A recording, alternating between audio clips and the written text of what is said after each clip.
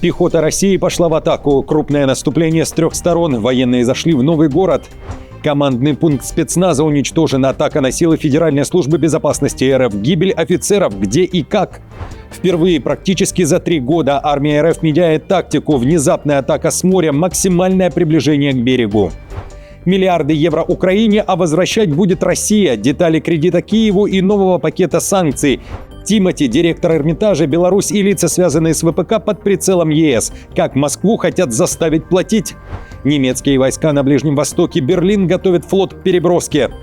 Удары по Беларуси, срочный призыв властей к эвакуации, обращение Банковой к украинцам, объединиться вокруг Зеленского, а также сюрприз Путину от ВСУ. О чем речь? Об этом и не только, досмотрите.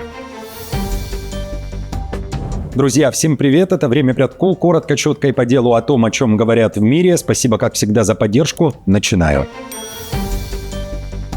Деньги получит Украина, а возвращать будет Россия. Таковы условия нового кредита, который для Киева одобрил Евросоюз. Речь о 90 миллиардах евро. Решение было окончательно оформлено. В этом году Украина должна получить 45 миллиардов евро, остальная часть предусмотрена на 2027 год. Значительная часть этих средств, 60 миллиардов, пойдет на инвестиции в оборону, еще 30 на поддержку экономики.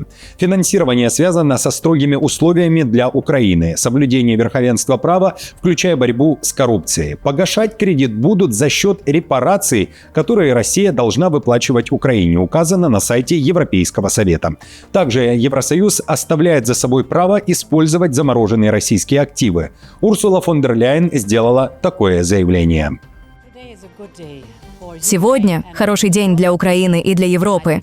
Вы, возможно, помните, Владимир, что в феврале этого года я сказала, мы обеспечим предоставление кредита в 90 миллиардов евро так или иначе. И сегодня мы выполняем это обещание. Большая часть подготовительной работы для реализации кредита в 90 миллиардов евро уже завершена. Тимати, а также директор Эрмитажа под европейским ударом. ЕС накануне также утвердил 20-й пакет санкций против РФ. Там есть и персональные санкции. В частности, указаны имена российского рэпера и директора Государственного музея Михаила Петровского. Причина, как говорится в официальном заявлении, за поддержку войны России против Украины и за распространение пропаганды, а также из-за раскопок в оккупированном Крыму. Но список лиц довольно большой, многие против кого были введены санкции, связанные с российским ВПК. Кроме того, ЕС расширил ограничения против перевозок российской нефти. В черный список включены 46 танкеров, общее число таких судов уже достигло 632. Под ограничения попали операции с 2 российскими портами в Мурманске и Туапсе. Кроме того, ЕС вводит запрет на транзакции с 20 российскими банками, а еще запретил предоставление России услуг в сфере кибербезопасности и ввел полный запрет на российские платформы для перевода криптовалюты. Также ужесточены требования к контролю происхождения алмазов для подтверждения, что они не были добыты или обработаны в РФ. Отдельная графа в документах ЕС посвящена и санкциям против Беларуси. Самая слабая точка НАТО. Литва укрепляет Сувалский коридор. Между Белоруссией и российским Калининградом построит военный полигон. Решение уже одобрил литовский Сейм. Объект разместят на территории более 14 тысяч гектаров в районе Капчаместис. Стоимость проекта около 100 миллионов евро. С 2028 года там планируют учения с участием до 4000 военных. По данным Минобороны Литвы, это необходимо для повышения оперативной боеготовности и безопасности на восточном фланге НАТО. Напомню, Сувалский коридор западные разведки называют особенно уязвимой территорией НАТО. Его протяженность менее 100 километров, однако он имеет важное стратегическое значение. Неоднократно этот коридор назывался потенциальным местом, где и начнется война России с НАТО. Разведка Германии утверждала, что Россия может попытаться захватить эту территорию, тем самым отрезав страны Балтии от остальной части Альянса. Полигон будет создан в стратегически важном месте. Если решения будут приняты правильно и территория будет использована надлежащим образом, я считаю, что мы можем усилить оборону Сувалского коридора. Урегулировав вопросы, связанные с полигоном, территорию уже можно было бы использовать для военных нужд, и я бы уже начал возводить линии укреплений. Поляки будут наводить, а французы наносить удары. Над Польшей готовятся летать французские истребители с ядерным потенциалом. И это уже не просто тренировка, а сигнал всему региону. Об этом пишут польские медиа. В сценариях масштабных учений прямо отрабатываются удары по целям, в том числе на территории Беларуси и России. Французские Даса Рафаль с ракетами АСМП будут имитировать ядерный удар, пока польские пилоты проводят поиск и указывают координаты целей. Маршрут тренировок тянется от Будапешта до Калининграда. Беларусь впервые оказывается в таком явном фокусе подобных сценариев, как потенциальная зона поражения. При этом решение о реальном применении ядерного оружия остается только за Макроном, говорится в материале. Самолеты «Рафаль» способны выполнить полет из Франции до линии Будапешт-Калининград и отработать атаку на цели в России и Беларуси, говорится в материале. Франция также предложила Польше сотрудничество в области спутниковой разведки. Анонимный источник «Виртуально-Польска» назвал ключевым моментом то, что создаваемая польско-французская вооруженная рука будет фактически выведена за рамки бюрократии НАТО. Решение связано, как утверждается, с расширением французского ядерного зонтика на страны, находящиеся под угрозой политики России, говорится в материале, а также с новой стратегической доктриной, объявленной Макроном. Он объяснил это не только усилением ядерного сотрудничества России с Беларусью, но и растущими сомнениями Европы в надежности гарантий со стороны США. Тем временем финны также меняют правила игры. В заявлении Минобороны говорится, что власти хотят убрать юридические запреты на ввоз, транспортировку и размещение ядерных устройств в рамках обороны и сотрудничества с НАТО. В парламент уже внесли соответствующее предложение. Цитирую. Предложение направлено на максимальное повышение безопасности Финляндии в непредсказуемой обстановке. Устраняя правовые барьеры в отношении ядерных устройств, мы можем усилить сдерживание и оборону и повысить порог для применения военной силы против Финляндии и Альянса. Эти законодательные изменения необходимы для безопасности Финляндии. На события уже отреагировала Москва. В Кремле говорят, что подобные действия заставят Россию принимать меры, какие именно, не уточняется. Цитирую. Мы видим всплеск такого милитаризма в Европе, такой достаточной агрессивности в Европе в отношении России. Это прямое проявление военного строительства, которое имеет своей направленностью Российскую Федерацию. Возвращается полная конфронтация. Германия готовится к возможной отправке военных сил в одну из самых напряженных точек мира – Ормузский пролив. Военно-морские силы уже отрабатывают сценарии разминирования, включая использование подводных дронов для уничтожения морских мин, расставленных Ираном, заявляет Бундесвер. К операции могут подключиться десятки стран, формируя международную коалицию по защите ключевых торговых маршрутов. Как только в ходе тролления мы определим, что в определенных районах есть мины, сначала необходимо очистить маршрут, чтобы торговые суда могли пройти. Плотность мин затем будет определять, сколько времени займет весь процесс, и все будет зависеть от уровня риска. Сначала очищается путь, затем продолжается работа. Это также обсуждается при планировании, что является достаточным, что нужно для полноценного восстановления судоходства. В то же время противостояние США и Ирана в водах Ормузского пролива не прекращаются. Происходят военные операции по захвату судов. Вашингтон и Тегеран по очереди публикуют видео, как морская пехота США, либо же представители КСИР идут на штурм и добиваются своего. Одно из самых популярных видео этой недели – это кадры, представленные Тегераном накануне операция по захвату грузовых танкеров, что уже назвали пиратством. Пиратством называют действия США и Иран. Западные медиа пишут, ситуация развивается на фоне перемирия, но напряженность вокруг судоходства в проливе остается высокой. Официальные лица заявили, что действия Тегерана представляют серьезную угрозу морской безопасности и являются неоправданной эскалацией в тот момент, когда Запад пытается обеспечить открытость Ормузского пролива. Однако Вашингтон заявил, что действия Ирана не нарушили режим прекращения огня. Тем не менее, в США отдан приказ, американский флот нанесет удар по каждому судну Ирана, говорят в Белом доме. Решение об ударах принято Трампом.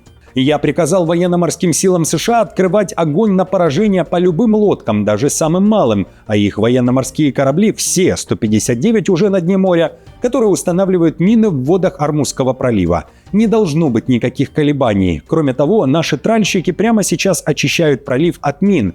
В настоящем я приказываю продолжать эту деятельность, но в утроенном объеме. В Иране при этом дали понять, США и Израиль ждет ответный удар. Спикер парламента Ирана и президент страны Пезешкиян опубликовали абсолютно одинаковые сообщения, намекнув, что страна едина как никогда. Это, вероятно, ответ на недавнее заявление Трампа о том, что в Тегеране раскол и борьба за то, кто и как должен вести переговоры. Цитирую. В Иране нет ни радикалов, ни умеренных. Мы все иранцы и революционеры. И благодаря железному единству народа и власти, при полном подчинении верховному лидеру революции, мы заставим агрессора-преступника пожалеть о своих действиях. Один бог, один народ, один лидер и один путь. Этот путь – путь к победе нашего дорогого Ирана, более ценного, чем сама жизнь. Еще одна горячая точка – это Ливан. Накануне прозвучал громкий призыв властей США немедленно эвакуироваться с территории этой страны или же укрыться. Мы призываем граждан США покинуть Ливан, пока остаются доступными коммерческие авиарейсы. Мы рекомендуем гражданам США в Ливане, которые решат не уезжать, подготовить планы действий на случай чрезвычайных ситуаций и следить за новостями на предмет срочных заявлений. Каждый сам за себя. Мир на грани энергетического шока. Пока богатые страны беднеют, бедные переживают коллапс. Война на Ближнем Востоке запустила цепную реакцию. Дефицит нефти и газа, паника и резкий рост цен. Сильнее всего удар пришелся по беднейшим странам. Об этом пишет The New York Times. Богатые государства США, страны Европы, Япония скупают ресурсы и накапливают запасы, пытаясь удержать ситуацию под контролем. Но этим только усиливают кризис. Бедные страны остаются без топлива и без шансов конкурировать за энергоресурсы. Уже сейчас перебои с поставками, скачок цен и угроза продовольственного кризиса в Азии, Африке и Латинской Америке. На кону базовые вещи – еда, энергия и здоровье, говорится в материале. Эксперты предупреждают, подобные кризисы уже случались и могут усиливаться из-за паники. Процитирую. Мир уже не в первый раз сталкивается с тем, что страх дефицита способен сам себя усиливать и в итоге становиться самосбывающимся пророчеством. Рост цен на такие ключевые ресурсы, как нефть и природный газ, подогревается замкнутым кругом тревоги и ажиотажных закупок. Удар по спецназу России. Силы ФСБ атакованы. Атака по управлению мобильных действий Федеральной службы безопасности РФ, которая действует как спецназ. Украина заявляет об успешном поражении места дислокации спецподразделения силовиков РФ в Донецке. Командующий силами беспилотных систем Украины Роберт Мадяр-Бровди уверяет, что по командному пункту нанесли серию точных ударов с применением тяжелых беспилотников. Также заявлены потери среди бойцов спецназа ФСБ. Речь минимум о 12 офицерах. Операцию выполнили силы беспилотных систем Украины, подразделения Национальной гвардии, включая полк Азов. Цитирую. УМД выполняет контрразведывательные задачи: проведение диверсий, военные спецоперации, создание агентурных сетей, поиск и задержание нелояльных граждан, физическое устранение оппонентов, а также координацию пророссийских боевиков. На территории Украины вербовочная работа, агентурная сеть, выполнение терактов, диверсий, поджогов и тому подобное. Российская сторона потерь не подтверждала, а в Донецке заявляли, что в результате мощнейшего удара были повреждены 5 многоэтажек. В то же время Украина говорит о российской атаке с моря. Событие редкое. Впервые за последние практически 3 года силы ВС РФ направили к берегам Одессы безэкипажный катер «Камикадзе». Его целью должен был стать один из портов. ВМС Украины публикует видео поражения цели. Аналитики сообщают о возможном изменении тактики РФ. Российская сторона при этом публикует видео удара, как утверждается, из Днепропетровской области. В Минобороны РФ уверяют, что на этом направлении были поражены силы ВСУ, в частности, опорный пункт. Пехота России пошла в атаку. Армия РФ совершает попытки прорыва в Константиновку Донецкой области. Это один из городов, который сейчас является главной целью России, наряду со Славянском и Краматорском. Военные вошли в город. Мониторинговый канал Deep State пишет, что наибольшее число проникновений и попыток накопления фиксируется в частном секторе на юго-восточных окраинах Константиновки. Плотная застройка частного сектора дает возможность укрываться в руинах и домах, что затрудняет ударно-поисковую работу для украинских пилотов. Соответствующая зона становится все более опасной, поскольку устойчивое накопление противника и его закрепление там даст возможность для продвижения вглубь города, что уже происходит в отдельных, но, к счастью, безуспешных попытках. В целом, Deep State говорит о наступлении с 3 направлений. Основное давление идет на юго-восточных окраинах, а также на востоке в районе Новодмитровки. Дополнительно фиксируются попытки продвижения на юго-западе в районе Бересток и Ильиновка. А на фоне тяжелых боев на Донбассе на Банковой заявляют, у Украины есть собственное решение по Донбассу, которое должно в первую очередь устраивать саму страну. Глава офиса Зеленского Буданов заявил, что территории никто отдавать не собирается и торговли землей не будет. По его словам, ключевое условие – это сила государства, иначе с Украиной не будут считаться. Он призвал украинцев объединиться, далее цитата, вокруг четкой вертикали, которую возглавляет президент Украины. Все остальное приведет к катастрофе. Конец цитаты. При этом Буданов заявил, ВСУ готовят сюрприз России и Путину. Цитирую. В военном плане мы находимся на этапе, когда количественное наращивание дронов уже не решает вопрос кардинально. Как мы, так и противник достигли определенного максимума в использовании существующих технологий управления. Следующий этап – полная интеграция искусственного интеллекта. Нам необходим переход к автономным системам, способным самостоятельно идентифицировать цели и маневрировать. Такие наработки у Украины уже есть, и я уверен, что совсем скоро они станут сюрпризом для противника. Информационные манипуляции и препятствования мобилизации. Так во Львове отреагировали на новый конфликт с участием ТЦК. Там служебный автомобиль наехал на женщину. Видео быстро разошлось по соцсетям. Во Львовском областном ТЦК заявили, инцидент произошел во время проверки документов. Мужчина отказался их предъявить и начал сопротивление. Позже выяснилось, он находился в розыске как нарушитель воинского учета. На месте появилась его жена. По версии ведомства, она спровоцировала конфликт и попыталась закрыть ворота, чтобы заблокировать выезд автомобиля из двора. На видео видно, что в этот момент машина наехала на женщину со спины. В официальном комментарии утверждают, ДТП произошло по вине пешехода. Видео, распространенное в социальных сетях, подтверждает, что дорожно-транспортное происшествие с участием женщины и служебного автомобиля произошло по вине пешехода. Окончательную правовую оценку действиям всех участников инцидента дадут правоохранительные органы. А в свою очередь в полиции Львовской области сообщили, что их патруль стал свидетелем этого инцидента, и водителя уже вызвали на допрос. Друзья, на этом все. Спасибо вам большое за поддержку. Как всегда, напомню, мне будет приятно, если вы оставите свой лайк, комментарий и сделаете репост. До встречи уже завтра.